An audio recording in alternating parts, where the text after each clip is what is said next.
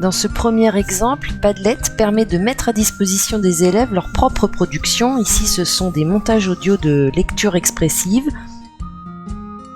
Étant donné que les élèves n'ont pas à intervenir sur ce Padlet, dans la rubrique partagée, nous pouvons laisser l'option peut lire.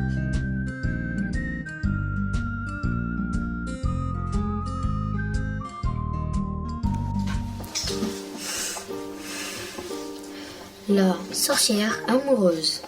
C'était une vieille, très vieille sorcière. Elle habitait une maisonnette au fond des bois. Et Padlet accepte également de nombreux formats de fichiers. Ici sur ce mur collaboratif, nous avons par exemple des fichiers audio et des fichiers images.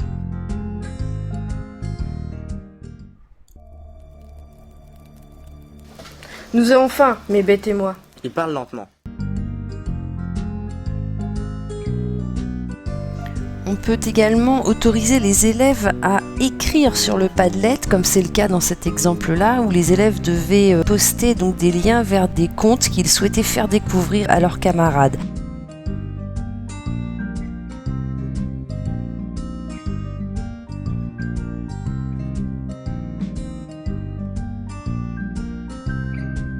Sur ce mur collaboratif, les élèves avaient pour mission de poster des liens vers des chansons d'amour. Donc on a autorisé l'écriture. Et une fois l'activité terminée, j'ai modifié le mode d'accès à ce Padlet en cochant « peut lire simplement » afin qu'il n'y ait pas d'ajout ou au contraire de suppression malencontreuse. De retour en salle informatique, les élèves ont donc pu visionner les clips déposés ainsi que la traduction des paroles et ainsi dégager toutes les nuances du sentiment amoureux exprimé dans ces chansons.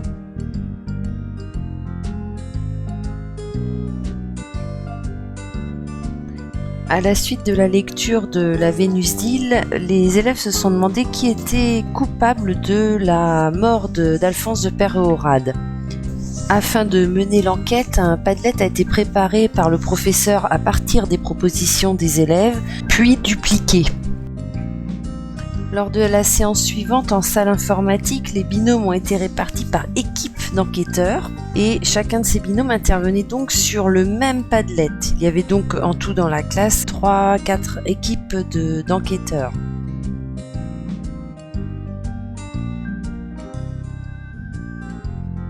Lors de cette activité, Padlet a permis un réel travail collaboratif et synchrone puisque chaque binôme devait être extrêmement attentif à ce qu'ajoutaient les enquêteurs de son équipe afin d'éviter par exemple les redites. Ils pouvaient également affiner, nuancer ce qu'avaient ajouté les autres élèves de leur équipe d'enquêteurs.